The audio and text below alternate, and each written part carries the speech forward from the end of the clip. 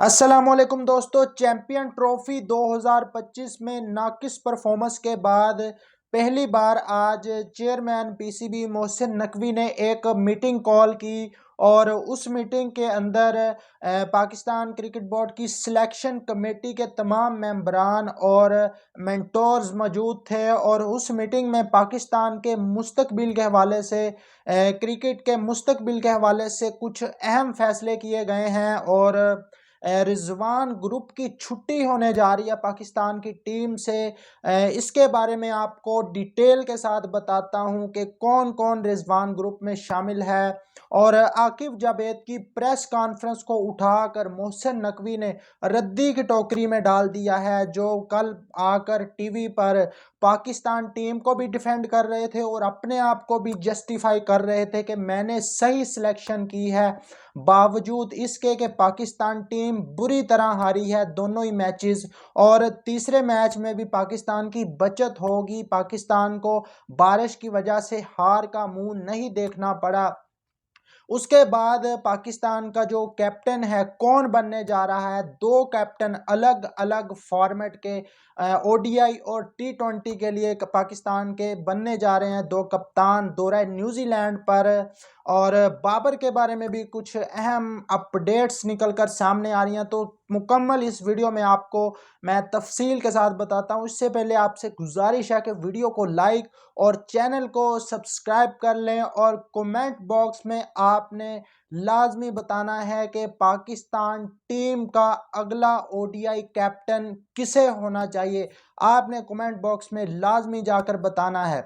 तो सबसे पहले बात कर लेते हैं, आज जो पाकिस्तान का बांग्लादेश के खिलाफ मैच था वो भी बारिश की वजह से मनसूख हो गया है और शायद कुदरत ने भी ये नहीं चाहा कि इन खिलाड़ियों को दोबारा एक मौका मिले, क्योंकि आज सारे खिलाड़ी जो पाकिस्तान टीम के थे उन्होंने सेंचुरियां भी मारनी थी, 50यां भी मारनी थी, विकेटें भी लेनी थी और पाकिस्तान के जो शायकीन क्रिकेट हैं उन्होंने सारा कुछ भूल जाना था अगर पाकिस्तान की टीम आज बांग्लादेश के खिलाफ उनको मौका मिल जाता। मैच में रन्स भी बनने थे, विकेटें भी आनी थी और फिर दोबारा इन्होंने खेलना था। शायद कुदरत ने भी ये नहीं चाहा कि पाकिस्तान के ये खिलाड़ी, ये टीम अब दोबारा पाकिस्तान की तरफ से खेले। इस वजह से आज बारिश होती रही और आज का जो मैच था वो अबेंडन हो गया, मनसूख हो गया आज का मैच।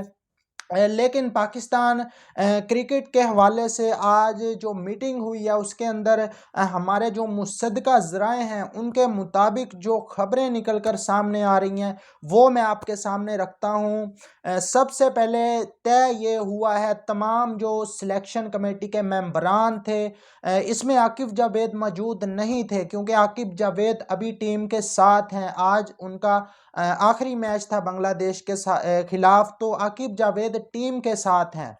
तो आकिब जावेद बाद में अपनी रिपोर्ट जमा कराएंगे मोहसिन नकवी को। तो अब जो फैसला हुआ है दौरा न्यूजीलैंड पर जो 16 मार्च से शुरू होने जा रहा है पाकिस्तान का टूर, उस टूर पर पाकिस्तान का कैप्टन भी चेंज किया जाएगा और पाकिस्तान टीम से रिजवान ग्रुप की भी छुट्टी होने जा रही है। अब रिजवान ग्रुप में कौन कौन से शामिल हैं खिलाड़ी?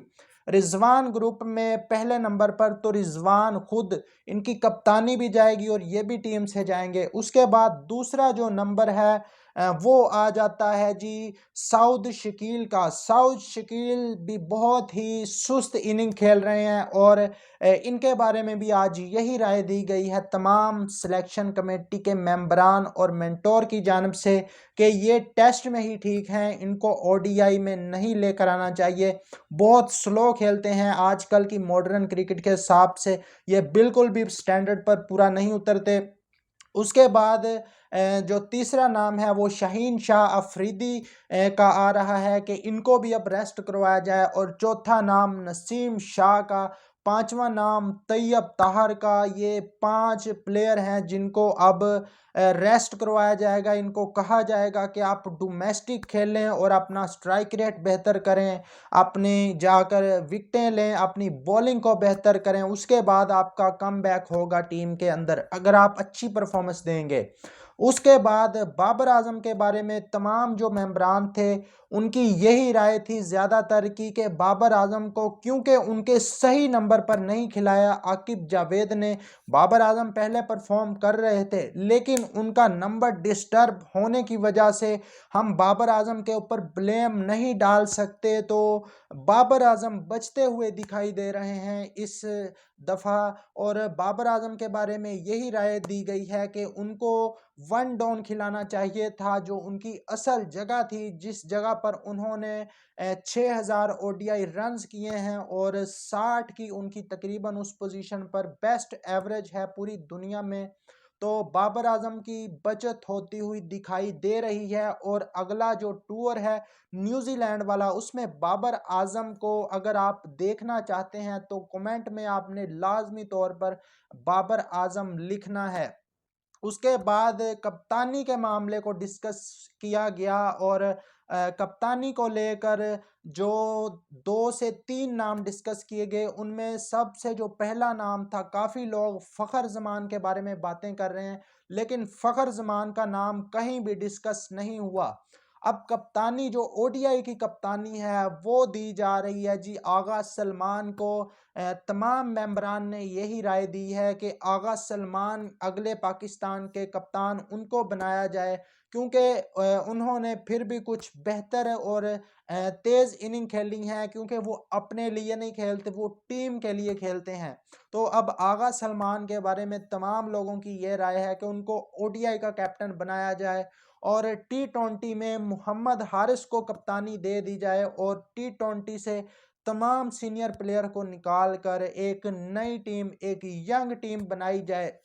यार इससे बेहतर टीम तो जो हमारी चैंपियन ट्रॉफी में खेली है, इससे बेहतर टीम तो हमारी शाहीन की टीम है, जिसके बारे में आकिब जावेद की ये राय है कि बाबर आजम, शाहीन अफरीदी, नसीम शाह, इन प्लेयर के अलावा कोई टैलेंट ही नहीं है। हमारी शाहीन की टीम ने प्रैक्टिस मैचेस में अफगानिस्तान की टीम को भी मारा है और बांग्लादेश की टीम को भी मारा है, इन दोनों टीमों को मारा है। आज हमारी बड़ी टीम का मैच हो जाए इन दोनों टीमों से, मुझे नहीं लगता हमारी बड़ी टीम जीत पाएगी अफगानिस्तान से भी। हमारे शाहीन के लड़के ज़बरदस्त परफॉर्म कर रहे हैं, उनको मौका मिलना चाहिए जिस तरह लड़कों ने परफॉर्म किया शाहीन की टीम में। अब जो अगली बड़ी खबर आ रही है वो आकिब जावेद की प्रेस कॉन्फ्रेंस को रद्दी की टोकरी में डाल दिया है मोहसिन नकवी ने, क्योंकि आकिब जावेद ने अपनी जगह बचाने की कोशिश की कि मुझे और मौका मिलना चाहिए, कंसिस्टेंसी लेकर आई जाए।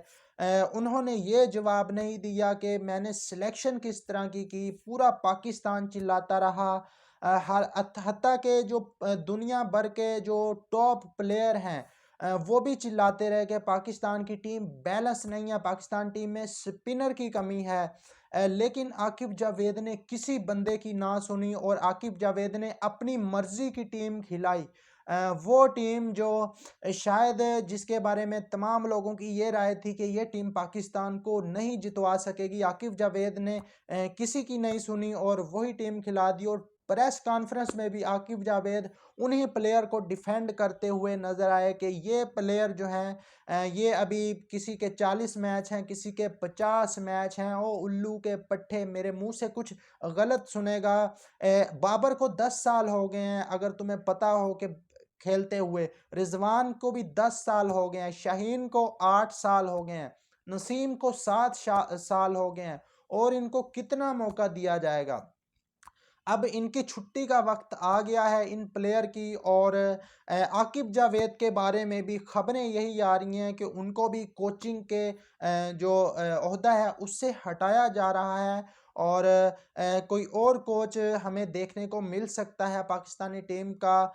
मेरे ख्याल में 2-3 नाम हैं, आप अपनी राय कमेंट बॉक्स में ज़रूर दें। राशिद लतीफ़ के बारे में, शुएब अख्तर के बारे में और वसीम अकरम के बारे में, इन तीनों में से किसको पाकिस्तान टीम का कोच होना चाहिए? क्योंकि ये जो बंदे हैं ये पर्ची को नहीं एक्सेप्ट करेंगे। पाकिस्तानी टीम के अंदर जो पर्ची प्लेयर आ जाते हैं ये मेरिट के ऊपर सेलेक्ट करने वाले लोग हैं और ये मेरिट के अलावा किसी पर्ची को टीम में नहीं आने देंगे। बाकी दोस्तों आप लोगों की क्या राय है कमेंट बॉक्स में ज़रूर बताएं। अब तक के लिए इतना ही, इजाज़त दीजिए, अल्लाह हाफ़िज़।